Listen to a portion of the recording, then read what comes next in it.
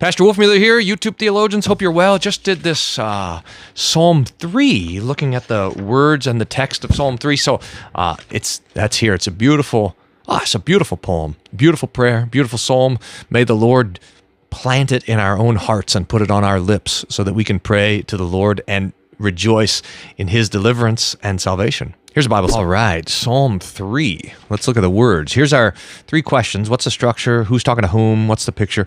Especially the who's talking to whom was the big deal in Psalm chapter 2.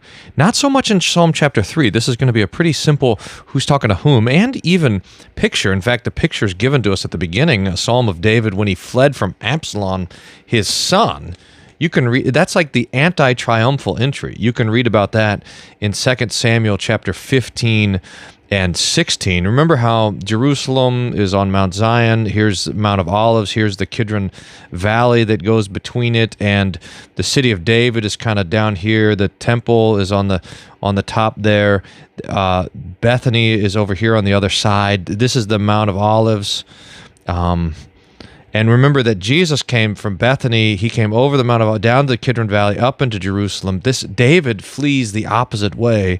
He goes up, and the guy's throwing rocks at him, and he says, well, let him throw rocks. And he gets to the top, and he has two donkeys to carry him out into the wilderness. Absalom comes in from the other side. And so that is the story of the psalm. And it's an amazing thing that already we're at the beginning of the book of Psalms, and it starts...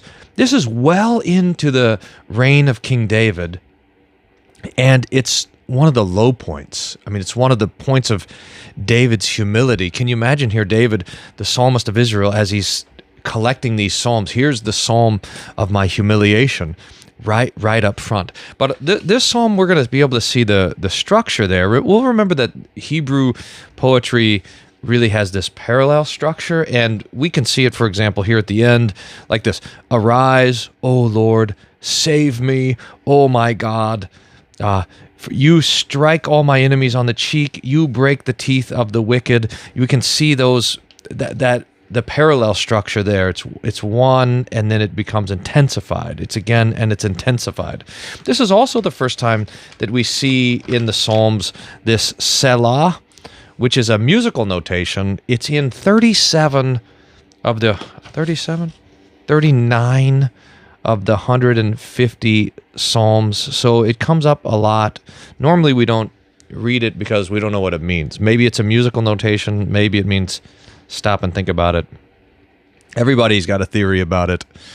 I'm not sure if any of them are right. Today I was also going to switch to the New King James text instead of the ESV, but there's two places where the New King James just does not get the Hebrew like it should. In fact, the many here in verse 1, O Lord, how many? It misses it. O Lord, how they have increased. And then this, there's no salvation in him from God. The New King James says there's no help from him in God.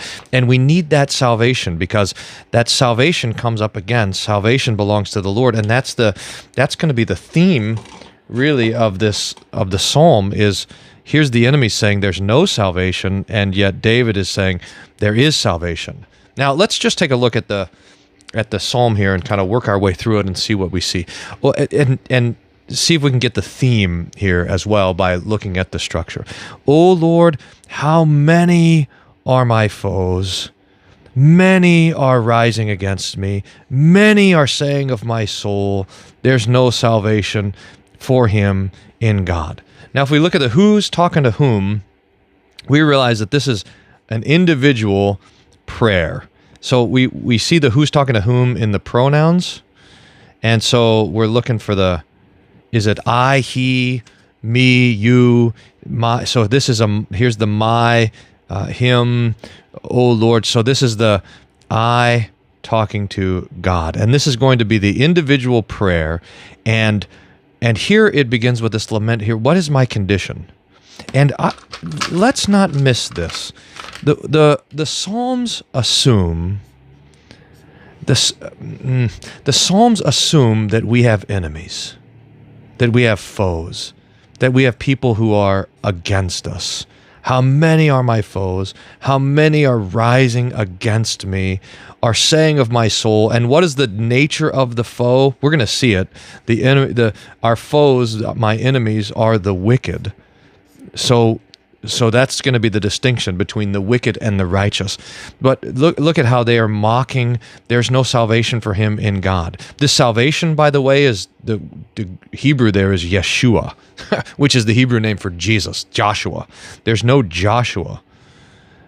If you want it, there's no Jesus for him in God. There's no salvation for him in God. This is their mockery. It's a theological mockery. And it's, I suppose in some ways, David is recognizing that Absalom's rebellion, even though it's what David deserved from the hands of the Lord, that his rebellion is a rebellion against God.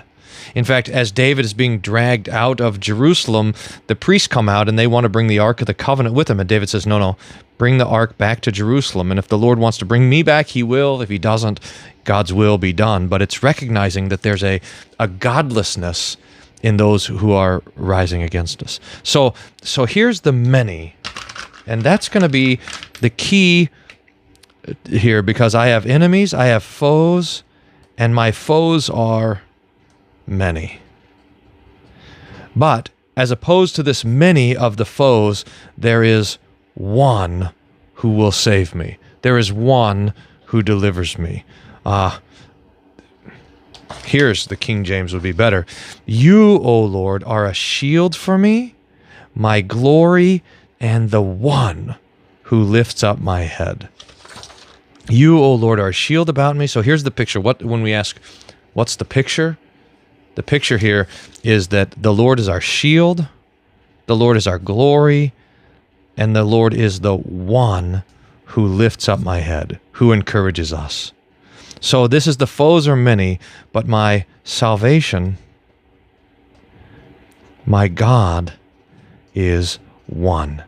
And this many against the one is in fact no match at all. I cried to the Lord, and he answered me from his holy hill.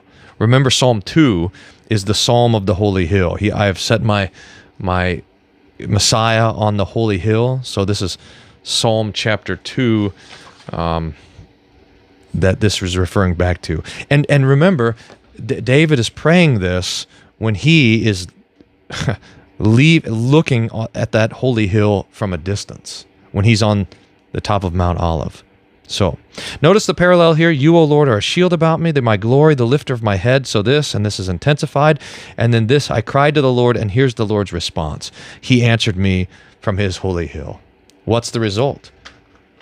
This is why this is called the morning prayer of King David, because it says, I lay down, I slept, I woke again, the Lord sustained me.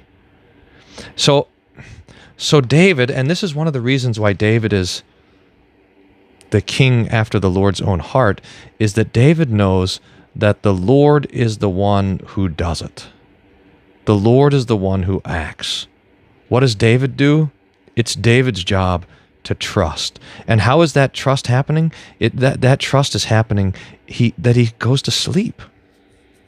That he knows that he's out there in the wilderness where things are dangerous, where the foes could overtake him at any point, and he says, I'm not afraid. I will lie down. I will sleep. I will wake again. The Lord is the one who takes care of me. I will not be afraid of many thousands. Again, here we get to the many of the enemy. I will not be afraid of many thousands of people. This is that many again, who have set themselves against me all around. So it doesn't matter how many people, how many enemies there are. The Lord is the one who saves me. And this one can take on the thousands. So then we get to the prayer. Arise, O Lord. Save me, O my God. For you strike all my enemies on the cheek. You break the teeth of the wicked. David knows that he is in the camp of the righteous.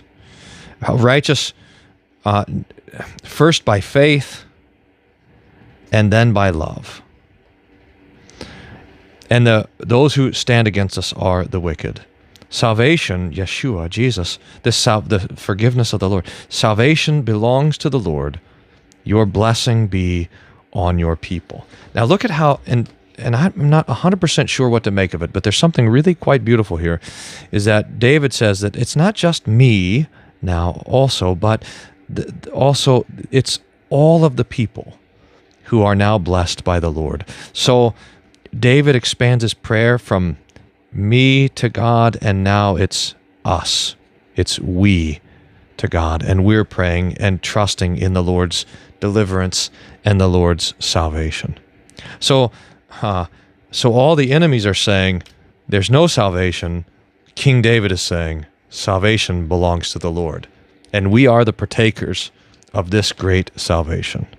We'll notice the times that the divine name is used, Lord, Lord, Lord, all the way through the divine name is used there as well, so that David is calling upon this one Lord, this one God, this Yahweh, who can come and save us. So there's a quick look at this beautiful little prayer for deliverance from Psalm chapter 3. Now, let's just not miss this when we say, what's the picture? The picture is of life under attack. And we have to recognize that this is our Christian life. That we are sometimes tempted to think that, well, who are my enemies? Who are my foes? What's going on? And if we don't have foes, we can't pray this prayer.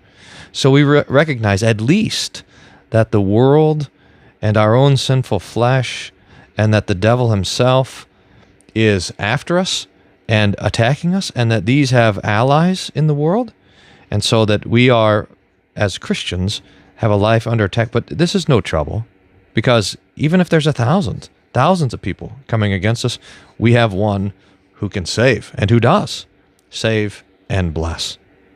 God be praised for that.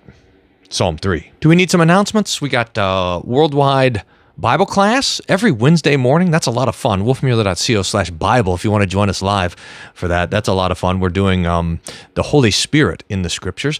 Also, that's website wolfmueller.co is where you can find all the stuff, including signing up for Wednesday Whatnot, which is my free weekly-ish little newsletter, stuff I found interesting, passing that on to you. And also you can subscribe, and if you comment below, and the more activity there is below, comments and questions and stuff like that, then the more YouTube thinks, hey, people are into it. Let's show it to other people as well. So that's a nice way to spread the love. Thanks for being part of the fun. We'll see you soon. God's peace be with you.